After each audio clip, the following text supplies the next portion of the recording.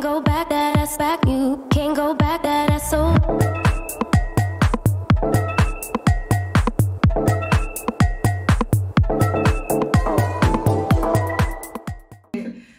O să avem 20 de probe în care să vedem dacă 20, este... 14 probe în care să vedem dacă este fată sau băiat. Și am făcut tabelul acesta, o să completăm fiecare test. Hai să vedem. În funcție de poftele alimentare. Dacă viitoarea mamă preferă dulciurile, se zice că va naște o fată, iar dacă tinde să consume multe produse sălate sau acre, va avea un băiețel. Că tu știi cel mai bine. Dulce. Dulce. Fată. Fată. Avem un punct pentru fată.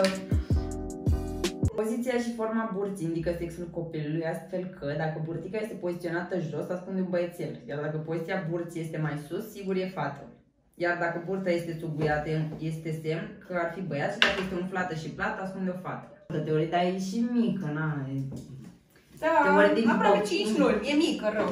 Eu îi zic că tinde mai mult spre subuiată și că nu se vede din spate. Asta înseamnă băiat? Deci da, eu așa zic.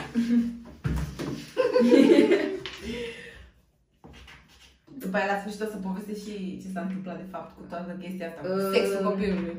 Și o să și vadă. Atunci, un inel sau am citit în altă parte și verghetă și oață. Poftim? Deci nu știu unde sunt, nu? Da, se duce față-spate. Nu e acela. Dacă era așa, trebuia să facă așa. E stremură în mână, băi. Nu, e față-spate. Ce înseamnă? Băiat. Oh my god. Oh my god. Acum Boys, ocupă-te de... boys. Hai să vedem. Așa. O să nu pierzi de gândit, că nu ne-am istorie. Oops. Acum, de fapt, du-te și adu 2 perni. 2 perni. Da. De fapt, nu, ia ține-ți tu perna, că pun la mine și la Sorin. Încă nu ai spart paharul.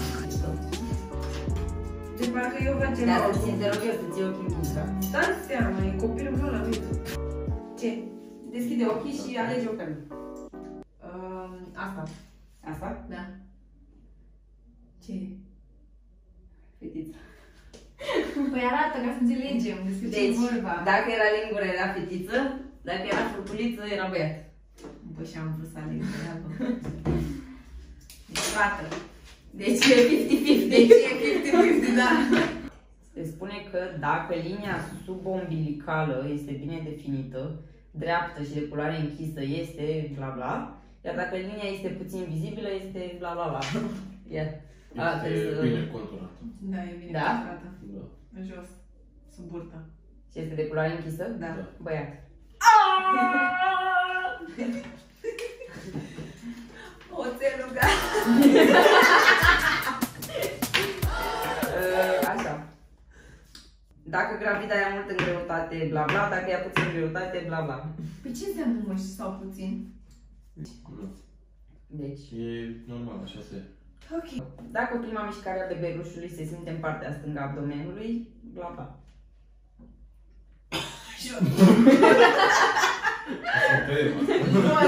Nu asta am simțit.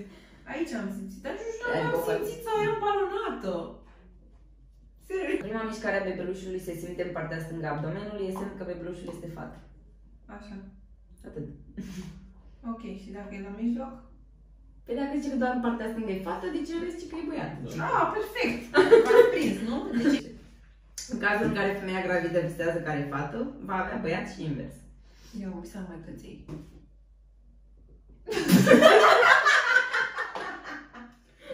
Morții sau copii? Nu visam copii deloc. Ok. Deci ce peste... Cu la 4. Bun. Dacă pielea în perioada sarcinii este curată, strălucitoare, e semn că ar fi bla bla. Numai asta e. Iar dacă pielea se pătează ori apare acnea, e foarte posibil să fie bla bla, deoarece Da. bla bla. Nu. Acne. Din păcate. Ai reflexe roșiatice în păr? Asta chiar... Bă, nu prea. Sunt lopsită. Ok, o citesc pe toate. Dacă pielea în perioada sarcinii este curată, strălucitoare, e semn că... Nu e râgâi. Asta e nimic. Am uitat să dau. O puțină bere. Se mică să dau. puțin așa. Dacă pielea în perioada sarcinii este curată, strălucitoare, este semn că ar fi băiat. Iar dacă pielea se pătează ori apare acnea, e foarte posibil să fie fata. Dar auziți de ce? Deoarece se spune că fetițele răpesc frumusețea mamei. Am auzit asta. E Tot foarte. semn că ar fi fată este și apariția reflexelor roșiatice în păr. N-am mai auzit asta, dar... Greutatea tatălui bebelușului. Da. Se spune că, dacă tatăl se îngrașă în perioada sarcinii, prevestește nașterea unui băiat. Da. Te-ai îngreșat? 2 kg. Am 2 kg te-ai îngreșat? Da, cât ți-a plăcut în Egipt, acolo ai băgat și cu stânga și cu dreapta, când ai auzit all inclusiv, era soțul meu, dă și de-aia, dă bugoi și îți place nu știu ce. Păi ce dacă n-ai cu poftă, trebuie să ai pe el. Să descrie pe astea, ești. Ah, ok. Când ajungeam la masă era plină, n-aveam consum de parfumie. Da, dar ea are o scuză.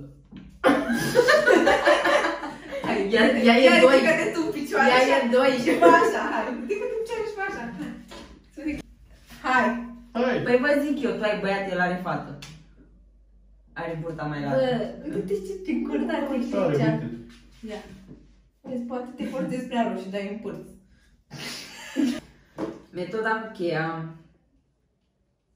Magul meu cheie. Cheia. Ce? Bun, metoda cu cheia. Se pune o cheie obișnuită pe masă, se roagă o gravidă să o ridice. Dacă aceasta o ia de partea îngustă, va da naștere unei fetițe. Iar dacă o ridică de partea lată, va avea băiat. Dar nu mai facem așa, adică nu te mai gândi la asta, ia... Da. Acum degeaba, oricum ai luat-o, hai mai până una la fată. Ce vrei? Așa? Te jucăm Da, papa bine, da. mama? Ok. Hai că nu mai văd nimic, ok. Bun, lasă-o.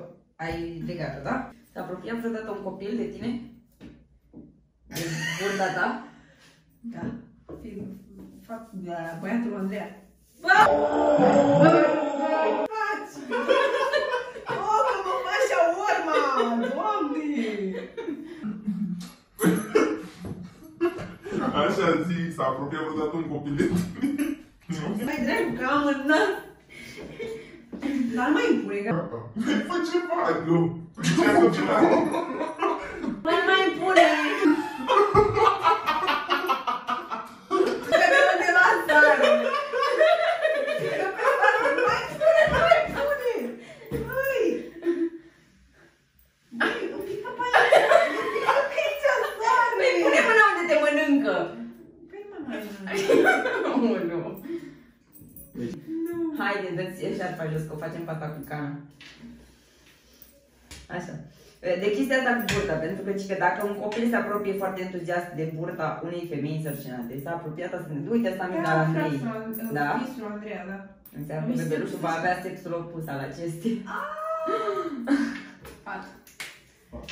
Deschide ochii și ia cana, dar cu o mână. Așa. În cazul în care apucă toarta, o să fie părinte de băiat. Iar dacă apuca cu toată mâna, va avea fată. 7 la 5. Bun, trebuie să facem și pe asta cu sarea. Dar nu pui multă! Gata! Stai mă, stai. Gata! Bă, că te-ai Păi! făcut. Hai că ai făcut ce trebuie. Bun. Mi-au intrat în nou tare! Sarea în bucate este gustoasă, însă te poți folosi de acest aliment pentru a afla și sexul copilului. Dacă gravida duce până la nas, micuțul va fi băiat. Iar dacă o să pună la gură, copilul va fi... E băiat. Uite că bebelușul este băiat dacă nu există grețuri în prima parte a sarcinii, femeia are pofte de mâncăruri sărate și acre, Da. picioarele sunt mai reci decât înaintea acestui moment, viitorul tătic se îngrașă în același timp cu partenera, mâinile sunt foarte uscate, Da. arată mai bine decât înaintea sarcinii. Nu. Mâinile Astea sau toate. Da. Virgulă? Da. Păi și câte trebuie să aleg din ele? Că... Păi dacă toate astea înseamnă că stai puțin. Părul de pe picioare crește mai repede, se lățește nasul sau gravida are dureri de cap. Am și dureri de Că cap. toate să astea țin sunt nasul. băiat. Nu încă. Hai, nu mai uitați la mine așa, da? Puțin așa, o stare. Femeia are pofte de mâncăruri sărate și acre. Da. Am avut. Picioarele sunt mai reci decât înaintea acestui moment. Și poate cu acum. Ce-a zis? Ce-a zis?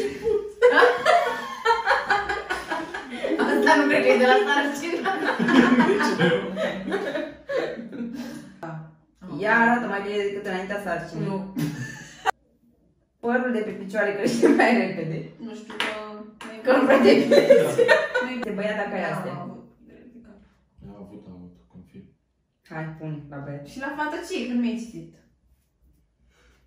Zice așa, pe de altă parte, va veni pe lume o fetiță în cazul în care există grețul la începutul sarcinii, apar pofte de dulciuri, fructe sau suc de portocale, femeia nu arată extraordinar de bine și apar pete pe față. Nu am pete pe față. Dar... Înspre care înclin mai, că tu știi ce mai bine. Un băiat, hai.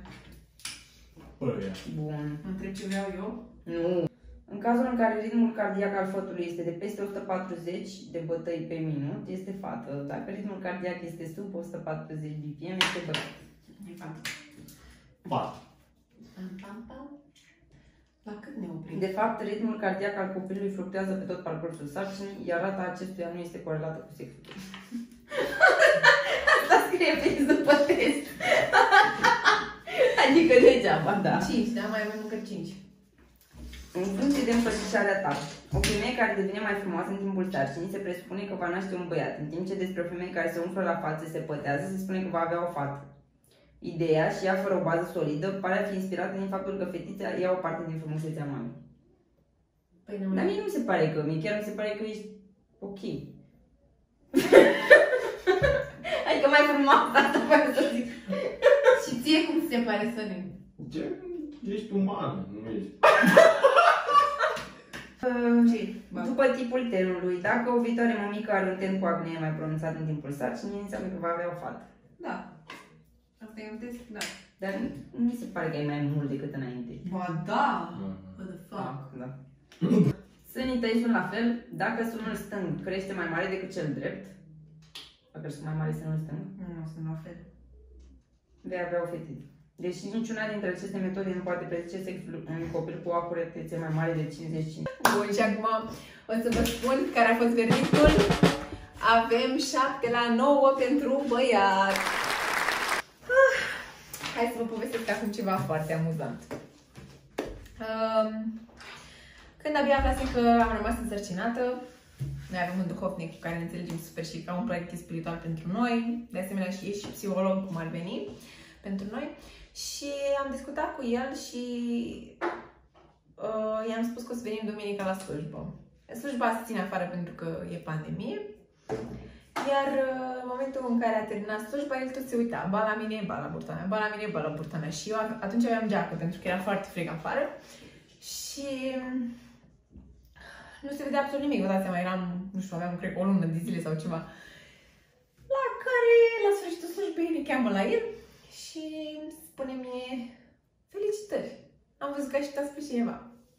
În momentul în care eu eram, mamă, ce am rămas super șocată, nu înțelegeam ce se întâmplă, mă gândeam numai la, poate i-a zis Sorin ceva, poate, nu știu, efectiv, nu mi-a dat seama, și așa că am vrut să vorbesc cu el și mai mult. Și m-am dus în biserică și i-a zis din nou că, bravo, mă că așteptați pe cineva, să fiți sănătoși și voi și băiețelul. Mamă, și eu am rămas șocată. Deci, efectiv, mie nu mi s-a întâmplat niciodată chestia asta, să vină cineva și să-mi zică din prima ceva ce n-avea de unde să știe.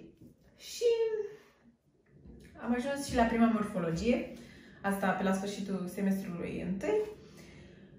Și prietena mea, Maria, e mai devreme din videoclip. Bună, Maria!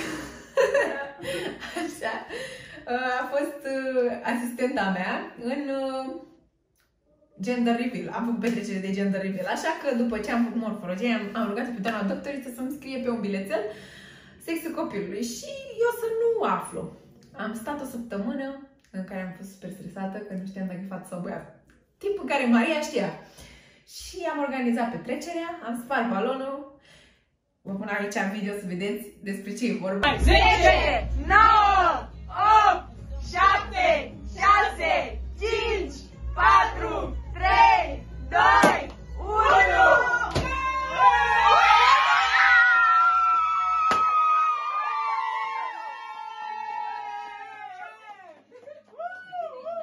Iar la scurt timp după aceea am avut niște dureri de burtică și m-am dus la un alt doctor la un spital privat. Și acolo, în timpul controlului, nici măcar nu m-am gândit o secundă că o să-mi scrie sexul copilului, că, na, nu știu, aveam 14 săptămâni, 15, adică era destul de devreme, nu. Nu e nimic 100%. Nici prima dată când am fost la prima morfologie nu mi-a zis că e 100% băiat. Iar ulterior, la 2 zile distanță după ce am făcut ecografia, zic, băi, să mă uit să văd ce mi-a scris analizele astea aici. La prima morfologie era 70%. Da, 70% era la prima morfologie, băiat. Și ulterior, după ce am fost la ecograf la privat, am zis, hai să mă uit puțin pe analizele acelea și să văd ce scrie pe acolo, nu știu. Să caut pe net dimensiunile copilului, dacă sunt normale, chestii pe care le fac toate femeile însărcinate. Și am văzut acolo că scrie la sex femeiesc. Și am rămas, what the fuck? Eu am crezut că e băiat și acum îmi zice că e fată.